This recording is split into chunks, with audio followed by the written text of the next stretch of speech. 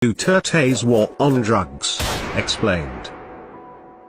From July 1st to August 30th of this year, 550,000 houses were visited, 12,900 suspects arrested, 800 search warrants implemented, 895 suspects killed, and 626,000 drug user and pushers surrendered. This means that 97.8% surrendered, 2% arrested, and only 0.14% killed. What about the accusation of extrajudicial killings? Did Duterte condone extrajudicial killings? This has been shown to be not true.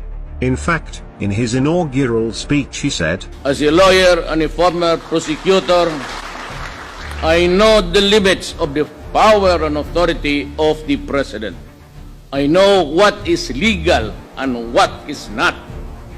My adherence to due process and the rule of law is uncompromising."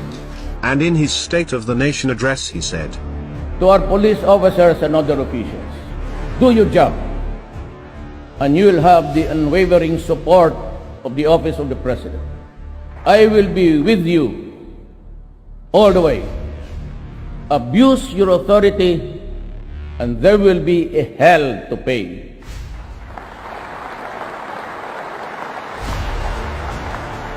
For you will have become worse than criminality itself.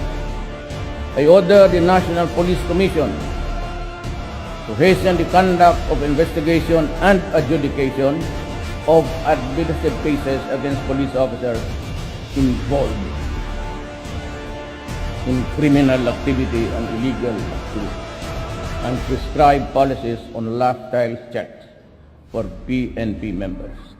what about his shoot-to-kill orders? This is what he actually said. I repeat again for all everybody's consumption. Do not kill if you are not in danger of losing your life. But in effecting an arrest, when there is a violent resistance, because in effecting an arrest, you have to overcome the guy to bring him to the folds of the law. If you cannot bring him to the police station, if you cannot place him under the control of the law, because that is your job, to arrest, which means to overcome the resistance.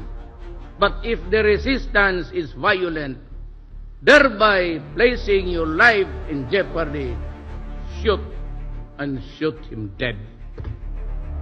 Can I be more clearer than that? But who is behind the vigilante killings? For the extrajudicial killing, they say, it's not the work of the police to be wrapping people with plastics and put them in the bag. That is not the job of the police. I just told him that one bullet will do. Why do you have to wrap it? Waste your time. So, who are actually behind these killings? First, there are drug groups killing other members of competing drug groups. This is also happening in other countries. Second, drug lords hire assassins to kill users and pushers who have surrendered to the police. This is to silence them and prevent them from exposing the drug lords. There are also other deaths unrelated to the war on drugs, which are blamed on Duterte. The opposition, who controls most of the local media, blame these deaths to Duterte to make him appear as a mass murderer. Pero yung pinatay na hindi natin na binalot ng mga sako, binalot na plastic, the police, I assure you, would not waste their time on that. So kung pati ba naman yan isalay ninyo na wala akong kamuangwang, pakisali na lang po sa namatay ng lahat dyan sa punerarya, pati yung may mga cancer, isali na lang ninyo. May mga diabetes, may mga... Kasi yung lahat na nakita ninyong patay, binibilang ninyo sa akin. Baka yung gusto ninyo, yung taga Davao dito, magbilang ako sa punerarya, lahat ng patay. Bakit lang yun binabalot ng mga sako? Because the accusation itself is very stupid. It assumes right away na yung may patay dyan, gobyerno ang pumatay. Police officers found involved in drugs are relieved, investigated, and prosecuted. In fact, Duterte publicly named officials involved in drugs. There are generals, police officials, congressmen, mayors, judges, and a senator. Drug lords and public officials involved in drugs are now trying to bring the fight in the international arena due to the fact that 91% of the Filipinos support Duterte. Will they succeed?